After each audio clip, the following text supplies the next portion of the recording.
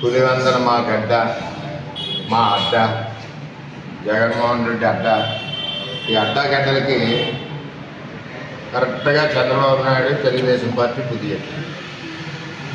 అంటే అక్కడ ఎన్నో సంవత్సరాల నుంచి ఓటు హక్కు ఎరగని వాళ్ళు, అంటే వాళ్ళు ఓటు వాళ్ళు వేసుకోరు. ఏనీడు జగన్మోహన్ రెడ్డి ఈవేళ స్వచ్ఛందంగా వేశారు, చెంప చెళ్ళు మనిపించారు. 6,800 ఓట్లు సుమారు మెజార్టీ వచ్చింది, వాళ్ళకి వచ్చినాయి 630 చెట్ల.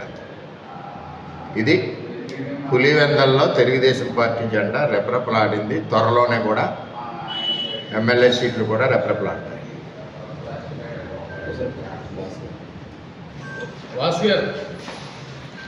జగన్మోహన్ రెడ్డి గారు నిన్న రెచ్చిపోయారు చంద్రబాబు నాయుడు గారి మీద.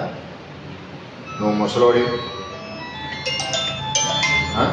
నిన్ను ఇన్నాళ్ళు ఉండవు, కృష్ణ రామ హరి అనుకో అంటే నువ్వు చనిపోతావు, ఇష్టం వచ్చినట్టు పేలాపన పేర్చాడు. జగన్మోహన్ రెడ్డి గారు మత్తయి సువార్త 5వ అధ్యాయం 29వ వచనం 30 వచనాల్లో ఏముందంటే, నీ కంటి చూపుతో కూడా తప్పుడు చూసినా నువ్వు నరకానికి పంపబడుదువు, అలాగే నీ నాలికతో తప్పుడు ప్రేలాపన పాలినా నువ్వు నరకానికి పంపబడుదువు. ఇది మత్తయి 5వ అధ్యాయం 29, 30 వచనం. బైబిల్ చదవరు కదా మీరు, ఒకసారి బైబిల్ చదువుకొని కావాలంటే పంపుతారు. కానీ ఈ రెండూ చేయని వాళ్ళు ఎప్పుడు కూడా స్వర్గాన్ని ఉంటాడు. ఈవేళ జగన్మోహన్ రెడ్డి పైన సైతాన్ వాలింది. సైతాన్ అంటే బైబిల్లో తప్పులు చేసే వాళ్ళందరి మీద సైతాన్ వాళ్ళు ఇష్టం వచ్చినట్టు పేలుతున్నారు. నేను చెప్తున్నాను జగన్మోహన్ రెడ్డి గారు, ఈవేళ బయటికి వెళ్తే నేను వెళ్ళినా నువ్వు వెళ్ళినా ఇంకోటి వెళ్ళినా ఇంటికి తిరిగి వస్తామని నమ్మకం లేదు, వయసుతో నిమిత్తం లేదు. ఇప్పుడు లారీ గుద్దినప్పుడు ఈ వయసు 70 ఉందా, లేదా ఈ వయసు 30 సంవత్సరాలు ఉందా, వరం వయసు 50 సంవత్సరాలు ఉందా లారీ డ్రైవర్ చూడరు.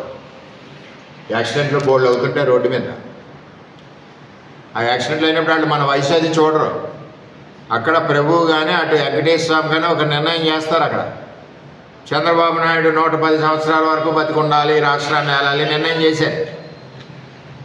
అలాగే జగన్మోహన్ రెడ్డి ఓడిపోవాలి, ప్రతిపక్షంలో ఉండాలి, ఈ రాష్ట్రంలో చూస్తూ ఉండాలి, తెలుగుదేశం పార్టీ ప్రజలకు మంచి చేస్తూ ఉంటుంది అని నిర్ణయం చేశారు.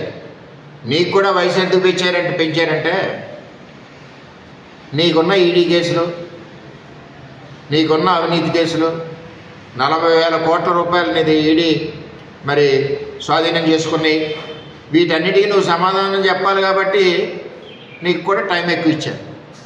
అంతేగాని ఒక రాష్ట్ర ప్రపంచ నాయకుడు ఇవాళ చంద్రబాబు నాయుడు గారు, అటువంటి నాయకుడిని పట్టుకుని ఇష్టానుసారి పేడడం చాలా తప్పు. నేను సూటిగా అడుగుతాను జగన్మోహన్ రెడ్డి గారిని, లిక్కర్ స్కామ్ ఏమైనా 3,200 కోట్లు చేశారు మీరు, చంద్రబాబు ఏమైనా లిక్కర్ స్కామ్ చేశాడా? అవినీతిమయం 100 కేసులు ఉన్నాయి జగన్మోహన్ రెడ్డి గారు మీకు. చంద్రబాబు నాయుడు మీద ఏమైనా కేసులు ఉన్నాయా? నువ్వు బలవంతం పెట్టి తప్పుడు కేసులు తప్పితే ఇన్ని కేసుల మీద ఈడీ అటాచ్మెంట్ చేసింది. చంద్రబాబు నాయుడు ఆస్తి ఏమైనా ఈడీ అటాచ్మెంట్ చేసిందా? ఈవేళ నిన్ను 11 సీట్లకు పరిమితం చేశారు. ఎందుకు చేశారు అర్థం చేసుకోవాలి. ప్రజల్ని కష్టపడి మంచిగా ఓట్లు అడుగు, తప్పేం లేదు. నువ్వు ఉండవు. ఈవేళ పులివెందుల్లో నువ్వు గత 20-10 సంవత్సరాల నుంచి ఓట్లు వేయనట్లేదు. ఈవేళ స్వతంత్రంగా ఓటు వేయించుకునే పరిస్థితి ఎలక్షన్ కమిషన్ చంద్రబాబు నాయకత్వంలో ఉన్న తెలుగుదేశం ప్రభుత్వం కల్పించింది. ఈవేళ కాళ్ళు ఎగరేసుకునేసారు ఓటు. అందుకే ఈరోజు నువ్వు ఓడిపోయావు.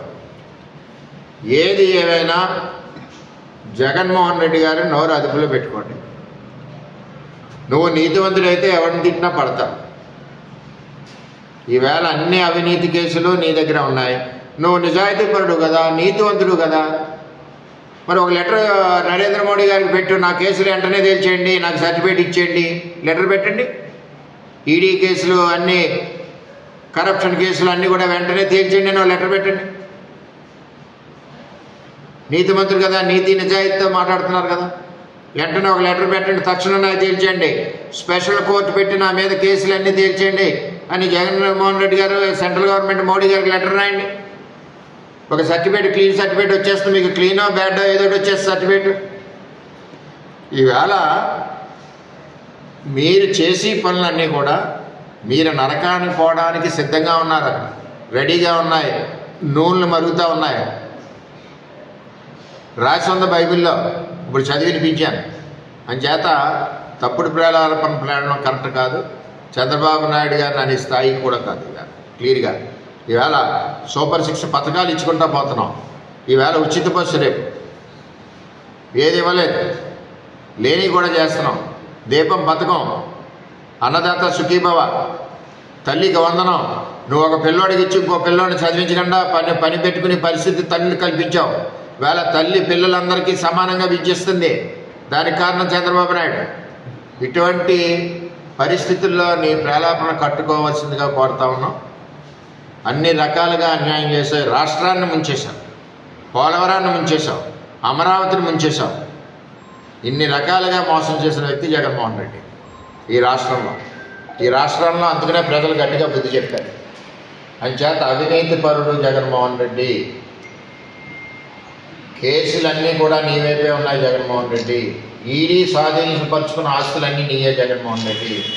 లిక్కర్ స్కామ్లో 3,200 కోట్లు ఆల్రెడీ జైలుకి వెళ్తా ఉన్నారు జగన్మోహన్ రెడ్డి గారు. ఇన్ని రకాల బ్యాడ్ ఇంప్రెషన్ ఈ రాష్ట్రంలో నీ మీద ఉండి నువ్వు చంద్రబాబు నాయుడిని విమర్శించడం చాలా బాధాకరం. ఎంచేదంటే చంద్రబాబు నాయుడు నాయకులు ప్రపంచానికి కావాలని కోరుకుంటున్నారు ఎక్కడ చూసినా. ఇవాళ ఒక పక్కన ఇండస్ట్రీస్, ఒక పక్కన అభివృద్ధి, నువ్వు వేసిన గుంతలో అన్ని రకాలుగా మేము ముందుకెళ్తా ఉన్నాం.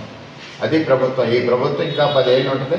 చంద్రబాబు నాయుడు గారు ఇప్పుడు బైబిల్లో చదివాను వచనం 5వ అధ్యాయం మత్తయి 29-30 వచనం చదువుకోండి. దాని ప్రకారం చంద్రబాబు నాయుడు గారికి ఎప్పుడు కూడా భగవంతుడు 110 ఏళ్ళు రాసించాడు. 110 సంవత్సరాలు ఆయన వెళ్తాడు. నువ్వు అలా చూస్తూ ఉంటావు. ఏదో నువ్వు ముసలోడు అయిపోయావు, రామకృష్ణ అనుకో, నువ్వు చనిపోతావు. ఈ పేలాపనొద్దు.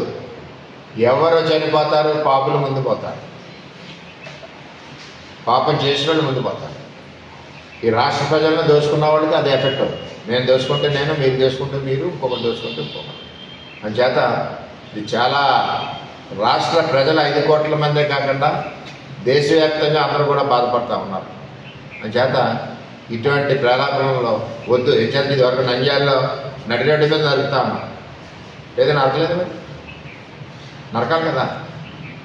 అంటే నీకు ఆలోచనలు అన్నీ కూడా ఒక సైతాన్ని మన ఒంటి మీద వాలినప్పుడు ఆలోచనలన్నీ కూడా జగన్మోహన్ రెడ్డి గారికి తప్పుడు ఆలోచన వస్తాయి. సైతాన్ ఎప్పుడు వాళ్ళదో మనం బైబిల్ని, భగవద్గీతని దైవాంత సంపుడుగా మనం దాన్ని ఆలోచించినప్పుడు, దానికి నమస్కారం తెలియజేసి ఆ బైబిల్లో ఉన్న సూక్తుల ప్రకారం, భగవద్గీతలో ఉన్న సూక్తుల ప్రకారం ముందుకెళ్ళినప్పుడు మన మీద సైతాను వాడు. బైబిల్కి వ్యతిరేకంగా మీరు చేసే అవినీతి పనులు చేస్తున్నారు కాబట్టి సైతాన్ మీ మీద వాడుతుంది. ఆ వచనం చెప్పాను, చదువుకోండి. ఎప్పుడు కూడా టీడీపీ మీద ఇటువంటి దమ్ముంటే ప్రజాక్షేత్రంలో పోరాడు. నిన్న పోరాడావు, శభాష్. పులివెందుల్లో 600 వచ్చినాయి, సంతోషం. 600కి తృప్తిపడు. మళ్ళీ పోరాడు, 500 వస్తాయి. మళ్ళీ పోరాడు. ప్రజలు ఇష్టం ఉంటే వేస్తారు. పులివెందుల్లో అంటే దీని అర్థం ఎంత దుర్మార్గం అంటే, పులివెందుల్లో ఏ ఒక్క ఓటరు కూడా వాళ్ళ ఓటు వాళ్ళు వేసుకోరు. ఈవేళ నిజాయితీగా తెలుగుదేశం ప్రభుత్వంలో ముఖ్యమంత్రి చంద్రబాబు నాయుడు ప్రజాస్వామ్యబద్ధంగా ఎలక్షన్ కమిషన్, పోలీస్ డిపార్ట్మెంట్ అందరూ కూడా వాళ్ళకి అవకాశం కల్పించారు. చెంప చెల్లు మనిపించారు. తెలుగుదేశం జెండా ఎగరేశారు.